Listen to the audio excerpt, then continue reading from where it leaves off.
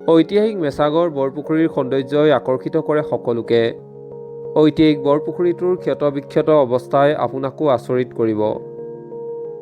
600 বছৰীয়া আহোম শাসনৰ অন্যতম নিদৰ্শন হৈছে ঐতিহাসিক সমলসমূহ।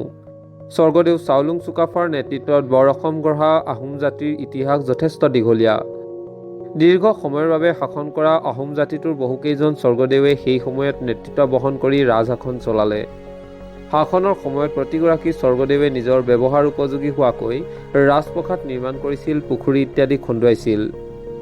সেই সময়তে নিৰ্মাণ কৰা ঐতিহাসিক সমলসমূহ আজিও জিলিকি আছে।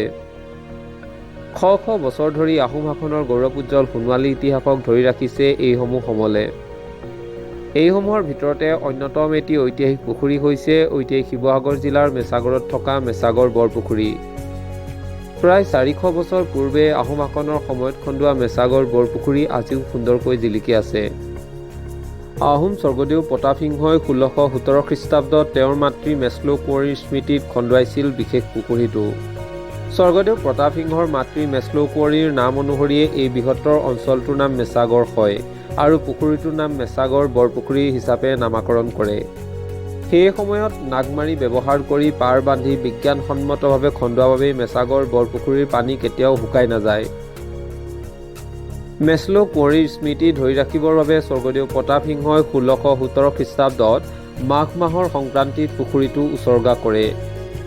এই পুখুৰীটোৰ দীঘে অৰ্থাৎ পুৱা পশ্চিমাকৈ 94 বেও, প্ৰস্থে অৰ্থাৎ উত্তৰা দক্ষিণাকৈ 80 বেও আৰু পুখুৰীটোৰ পাৰৰ সৈতে দীঘে 112 বেও আৰু প্ৰস্থে 98 বেও আছে। বৰপুখুৰীটোৰ মুঠ মাটিকালি 27 পুৰা 916 জোপাই মাটি আছে আৰু এই ঐতিহাসিক বৰপুখুৰীৰ গভীৰতা হৈছে 18 ফুট।